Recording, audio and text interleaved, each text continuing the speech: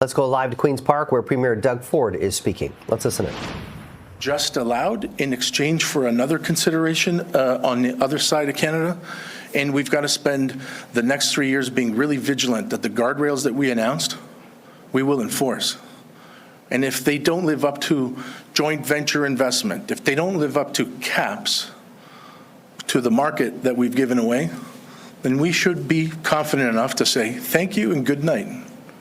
I'm here with partners in this fight for the benefit of Canadians who put food on the table, put kids in school, in jobs that do that comfortably. But those jobs don't exist comfortably in this new world, and I'm glad that we're working together.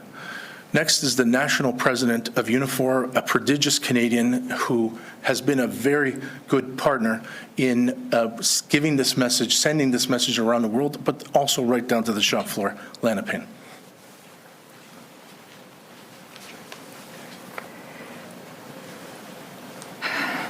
Good morning, and thank you to Premier Ford and to my partners here in the auto industry for this invitation to be here today, along with, obviously, Flavio and Brian. As you all know, Unifor is Canada's largest private sector union, with 320,000 members in every sector of the economy, including 40,000 in the auto sector right here in Ontario. And like so many workers who've been impacted by the tariffs from the Trump administration, auto workers are extremely, extremely worried about their future. We have been building vehicles in this country for more than 100 years. Our members are proud of what they do. As long as Canadians want to buy cars and trucks, we want to build them right here in Canada. Auto workers have been on the front lines of this trade war since last February, fighting to protect their jobs, their plants, and their communities. And that's why this China deal is a hard pill for them to swallow right now, because they've seen this movie before, where their jobs end up on the chopping block because of some trade negotiation. Opening up the Canadian market to cheap China-owned EVs worsens the situation we have already, where more and more countries and auto companies who build and manufacture nothing here in Canada can sell here in Canada. We cannot sustain an auto industry or the jobs that depend on it if vehicles are no longer built here. Given China's massive, and I say massive, overcapacity in EV production, there is little reason for those companies to establish real and meaningful manufacturing operations in our country. As of today, we have given market access without guarantees or any real commitments. And even if investment were to materialize, experience in other parts of the world shows the core supply chain remains in China, supported by heavy state subsidies, as Flavio said, very, very low wages and suspect labor conditions, while parts are shipped in for final assembly. This model creates few jobs and fails to establish a meaningful or durable industrial base. Look, there's no sugarcoating this. We are in the fight of our lives here, fending off Trump's tariffs, and that fight just got a little harder. We must collectively come together to stabilize and protect the auto sector we have so we can actually have a future one. It is, after all, foundational to an advanced manufacturing sector in this country and indeed our entire industrial economy. Failing to defend today's auto jobs and supply chains and manufacturing capacity means surrendering the future of the industry altogether. And it is workers, the people who I represent, who will pay the heaviest price. Indeed, they are already paying the heaviest price.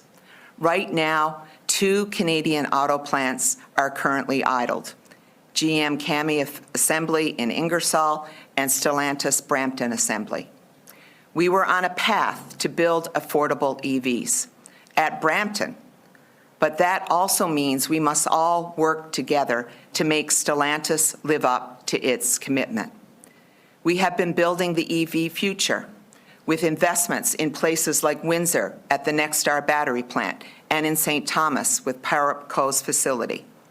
Yet, right now, nearly 4,000 Unifor members are without work, with further losses rippling throughout the supply chain. In addition to Ingersoll and Brampton, the upcoming elimination of a shift at General Motors in Oshawa will impact more than 1,000 workers at that assembly plant and also along the auto parts chain. It's devastating out there.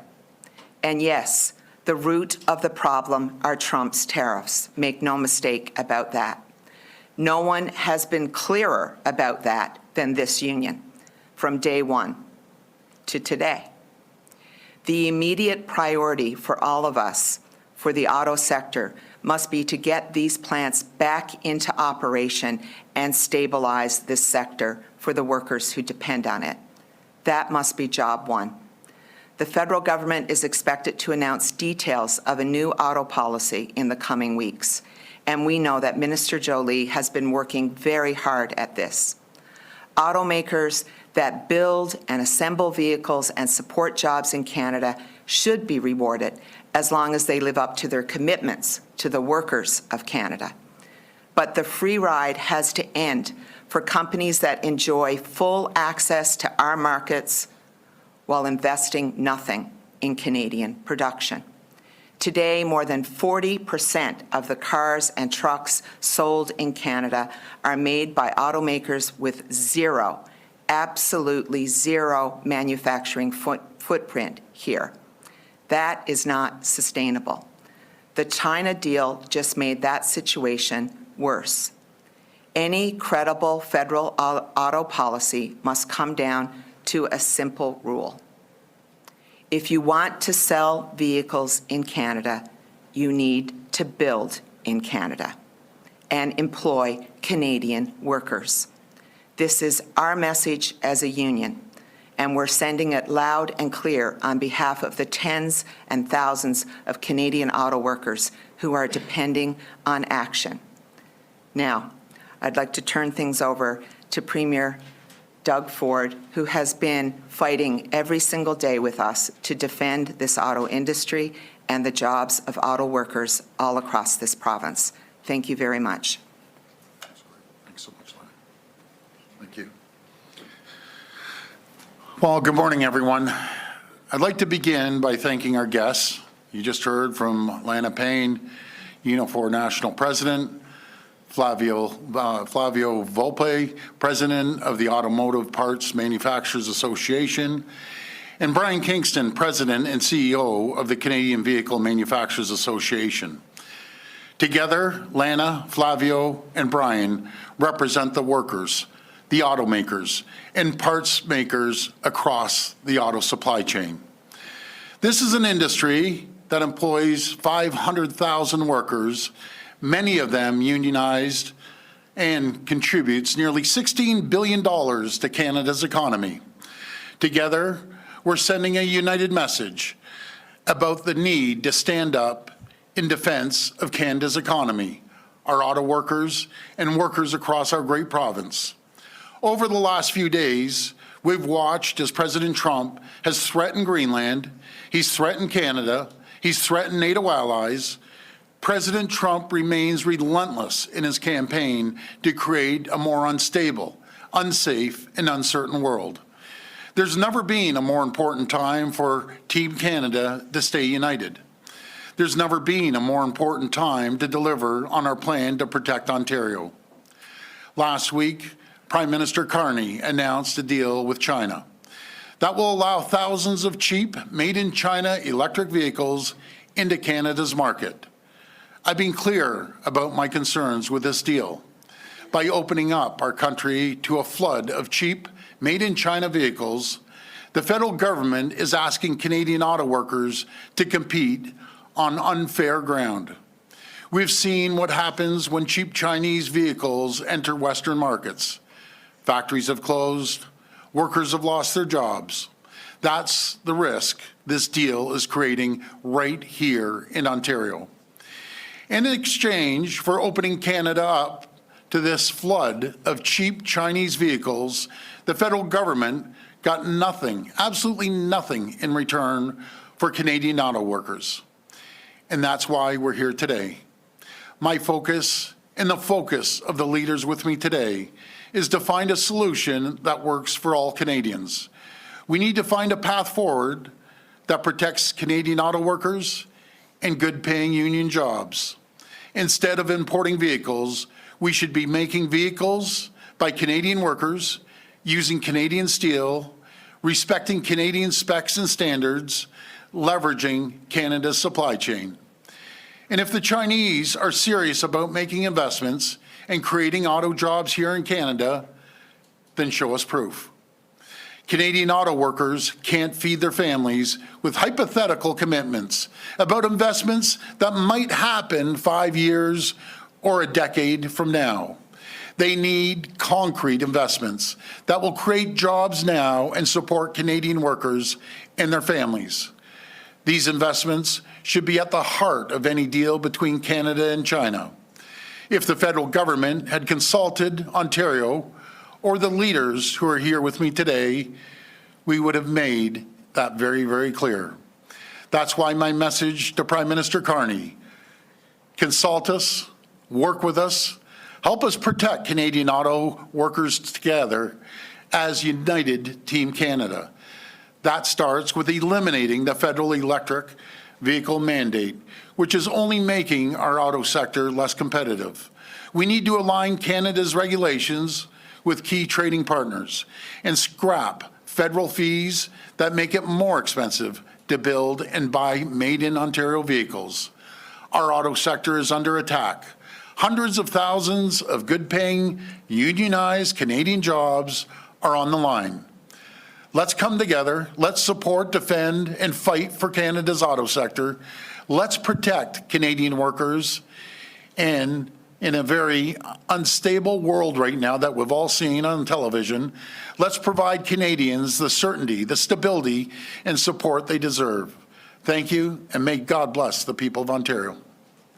We will now take questions from the media. Media present can line up behind me and ask their questions through the microphone. As a friendly reminder, the format is one question, one follow-up. Please state your name and your outlet before your question. Premier Ford, Megan Fitzpatrick from CBC News. Did you have a chance to watch President Trump's speech this morning in Switzerland? What did you make of his comments that Canada only lives because of the U.S. and that Prime Minister Carney should have expressed more gratitude to the United States? Well, that's typical President Trump. He goes out on the attack constantly. Maybe he should look at the Amcan fortress that we propose.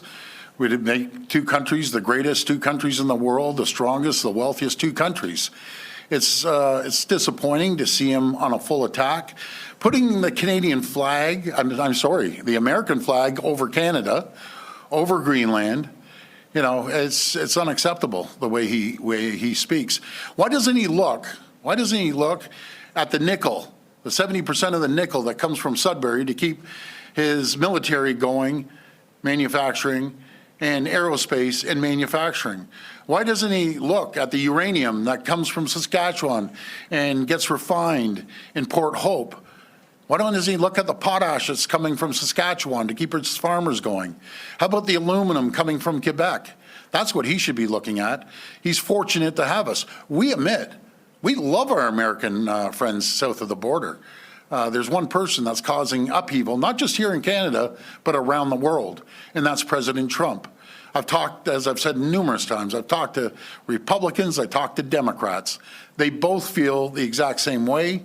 You don't attack your closest friend, your closest neighbor, and your number one customer in the world. Yes, they're our number one customer, but we're their number one customer. Just alone in Ontario, 9 million Americans wake up every morning, produce a product or a widget or a service for Ontario. So maybe someone should inform them a little more than what he's being informed right now. We're critical partners on many areas in supply chains. Premier Ford, Mark McAllister from City News. Just to follow up on that, you're very critical of Prime Minister Carney right now based on this deal with China. What did you make of his comments yesterday and his speech yesterday? He seemed to command the interest of the world in saying what he did yesterday, all the while you've been quite critical. Well, I wouldn't say I was critical of the Prime Minister. I was very, very disappointed, as my colleagues behind me are very disappointed not to get a phone call, not to get a text message, and cutting a deal. And God bless the people in Saskatchewan. I love them out west, out east, in the fisheries. But the three of us, we have to take care of Ontario here. That's my number one job, to protect the people of Ontario. Protect their jobs, protect communities, and that's what I'm going to continue to do. Alison Jones, Canadian Press. Just to follow up on that, you've been perhaps not critical, as you say, but disappointed in Prime Minister Carney's approach to Chinese EVs. Do you support his approach to global relations through the words that he used at Davos yesterday and the approach of sort of delivering this broadside to Trump? You know something, 100% supportive, because I've been saying it from day one, before Prime Minister Carney even got elected last year. I was out in front of the Canadian people saying we have to diversify our trade. We have to find new partners around the world, reliable partners, democratically elected governments. That's who we need to work with. And we need to, move that forward as quickly as possible. As for investments here in Canada, in particular in Ontario, we need to see action. We need to start moving quicker. We hear a lot of talk, but we need to see results. Talk is cheap. We want to see results. Hi, Premier Jeff Gray, Globe and Mail. Wanted just to ask you a little bit about that. We know you didn't get a heads up on the decision that the Prime Minister made with regard to China, but would it have been typical in your relationship with him to have, can you give examples of past decisions or announcements where you would have spoken in advance about something of that magnitude, something that impacted Ontario? Would you have had a conversation with him? Is that what you would have expected? Well, we had a great relationship, and I hope we still have a great relationship. But when you don't inform someone in their number one sector that you're going to cut a deal that could, as Flavio said, would cost one full shift, where are those 50,000 jobs coming from? It's going to come from one of our assembly plants. It's just being respectful before we do anything. And if it has anything to do with the federal government, we consult, we speak to them. But just all of a sudden to get a 2-hour notice phone call that they're going out to release something, and my friends behind me, the same thing happened to them. They got the last minute call, oh, I'm sorry, the deal is done, and this is what's happening. Unacceptable. Could we hear that from one of them? Sure, absolutely. Whoever wants to speak.